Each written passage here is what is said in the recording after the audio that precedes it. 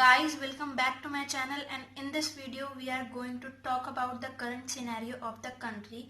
यानी कि आज जो हमारे देश की हालत है और जो भी जिस तरीके की घटनाएं समाज में हो रही हैं और अफेंस अगेंस्ट वुमेन जो भी हो रहे हैं उनके बारे में आज हम बात करेंगे। So without further do let's get started. अभी पिछले दिनों जिस तरीके की घटना हाथरस में हुई, उसके बाद राजस्थान में हुई और जो घटना 2012 में हुई थी जिसने पूरे देश को एक साथ लाके खड़ा कर दिया था और झंझोड़ के रख दिया था, वो सभी के सामने है। लेकिन 2012 में इतनी खतरनाक घटना होने के बाद भी राज्य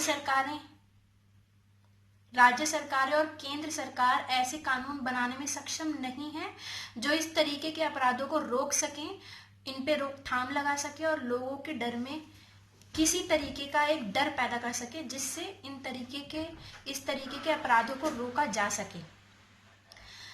जो भी हमारी सरकारें हैं, वो चाहे राज्य सरकार हो या केंद्र सरकार हो, जब ऐसी कोई भी घटना घट जाती है उसके बाद वो एक्शन में आती हैं। ऐसा क्यों?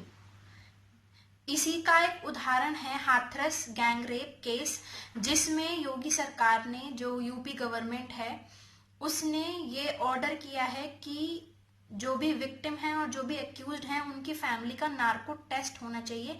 नार्को टेस्ट क्या होता है इसके बारे में अभी हम आगे बात करेंगे। लेकिन क्या सिर्फ ऑर्डर कर देने से सब कुछ हो जाता है?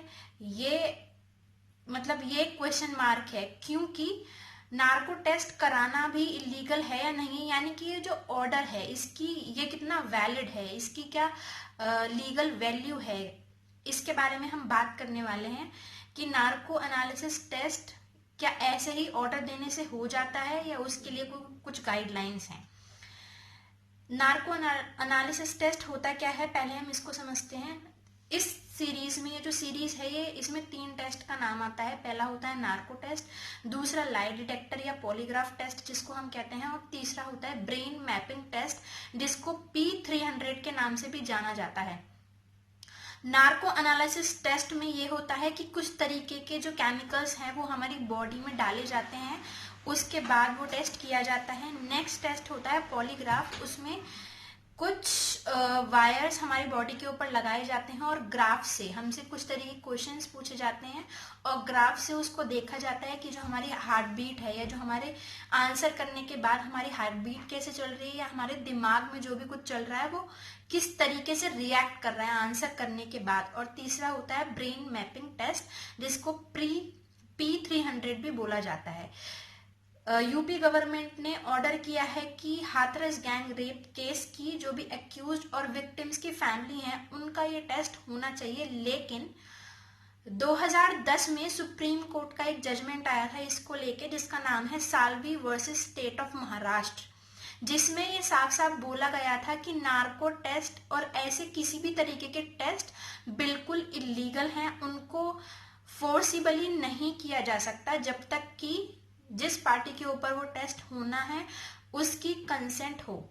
इस केस में सुप्रीम कोर्ट ने कुछ गाइडलाइंस दी थी जिनको फॉलो किया जाएगा इस तरीके का कोई भी टेस्ट करने से पहले। उन गाइडलाइंस में ये पूरा जो जजमेंट है वो 251 पेज का जजमेंट है और 2010 में ये जजमेंट आया था और इसमें 3 जजेस बेंच ने ये जजमेंट दिया था।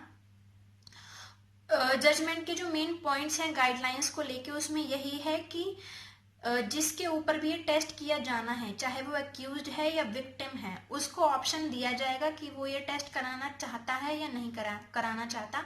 वॉलेंटैरिली अगर वो कराना चाहता है तो उसकी कंसेंट जुडिशियल मजिस्ट्रेट के सामने रिकॉर्ड होगी और जब उसकी कंसेंट रिकॉर्ड हो जाएगी तो जुडिशियल मजिस्ट्रेट उसको बताएंगे कि ये कोई कन्फेशन नहीं है, ये सिर्फ एक स्टेटमेंट के रूप में, एक कंसेंट के रूप में लिया जा रहा है।